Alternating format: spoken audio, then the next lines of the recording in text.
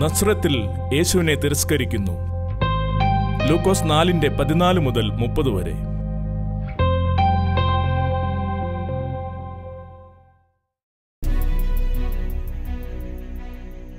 യേശു ആത്മാവിന്റെ ശക്തിയോടെ ഗലീലയ്ക്ക് മടങ്ങിച്ചെന്നു. യേശുവിന്റെ ശ്രുതി ചുറ്റുമുള്ള നാട്ടിലൊക്കെയും പരന്നു. യേശു അവരുടെ പള്ളികളിൽ ഉപദേശിച്ചു. എല്ലാവരും അവനെ പ്രശംസിച്ചു. അവൻ വളർന്ന നസ്രത്തിൽ വന്നു. ശബ്ബത്തിൽ തൻ്റെ പതിവ് പോലെ പള്ളിയിൽ ചെന്നു. വായിക്കുവാൻ എഴുന്നേറ്റ് നിന്നു. യെശയ്യാ പ്രവാചകന്റെ പുസ്തകം അവന് കൊടുത്തു. യേശു പുസ്തകം തുറന്ന് വായിക്കുവാൻ തുടങ്ങി. ദരിദ്രന്മാരോട് സുവിശേഷം അറിയിക്കുവാൻ കർത്താവ് എന്നെ അഭിഷേകം ചെയ്യുകയാൽ അവൻ്റെ ആത്മാവ് എൻ്റെ മേലുണ്ട്. ബദ്ധന്മാർക്ക് വിടുതലും കുരുടന്മാർക്ക് കാഴ്ചയും പ്രസംഗിക്കുവാനും പീഡിതന്മാരെ വിടുവിച്ചയക്കുവാനും കർത്താവിൻ്റെ പ്രസാദവർഷം പ്രസംഗിക്കുവാനും എന്നെ അയച്ചിരിക്കുന്നു. പിന്നെ അവൻ പുസ്തകം മടക്കി ശുശ്രൂഷക്കാരന് തിരികെ കൊടുത്തിട്ട് ഇരുന്നു. പള്ളിയിലുള്ള എല്ലാവരുടെയും കണ്ണ് അവനിൽ പതിഞ്ഞിരുന്നു. അവൻ അവരോട്, ഇന്നു നിങ്ങൾ എൻ്റെ വചനം കേൾക്കുകയിൽ ഈ തിരുവെഴുത്തിന് നിവൃത്തി വന്നിരിക്കുന്നു.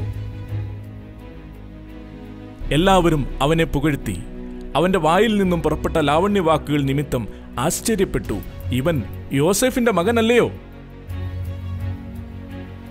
യേശു അവരോട് പറഞ്ഞു, വൈദ്യ, നിന്നെ തന്നെ സൗഖ്യമാക്കുക എന്നുള്ള പഴഞ്ചൊല്ലും കഫർന്നഹൂമിൽ ഉണ്ടായിക്കേട്ടത് എല്ലാം ഈ നിന്റെ പിതൃനഗരത്തിലും ചെയ്യുക എന്നും നിങ്ങൾ എന്നോട് പറയും നിശ്ചയം. ഒരു പ്രവാചകനും തൻ്റെ പിതൃനഗരത്തിൽ സമ്മതനല്ല എന്ന് ഞാൻ സത്യമായിട്ടും നിങ്ങളോട് പറയുന്നു.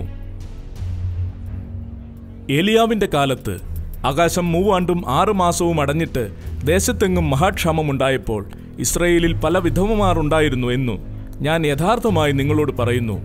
എന്നാൽ സിദോനിലെ സരേപ്തയിൽ ഒരു വിധവയുടെ അടുക്കിലേക്കല്ലാതെ അവരിൽ ആരുടെയും അടുക്കിലേക്ക് ഏലിയാവിനെ അയച്ചില്ല. അവണ്ണം എലീശാ പ്രവാചകന്റെ കാലത്ത് ഇസ്രയേലിൽ പല കുഷ്ഠരോഗികൾ ഉണ്ടായിരുന്നു. സുറിയക്കാരനായ നയമാനല്ലാതെ അവരാരും ശുദ്ധമായില്ല.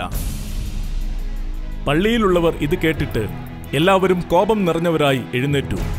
അവനെ പട്ടണത്തിനു പുറത്താക്കി അവരുടെ പട്ടണം പണിതിരുന്ന മലയുടെ വക്കോളവും കൊണ്ടുപോയി തലകീഴായി തള്ളിയിടുവാൻ ഭാവിച്ചു. അവനോ അവരുടെ നടുവിൽ കൂടി കടന്നുപോയി.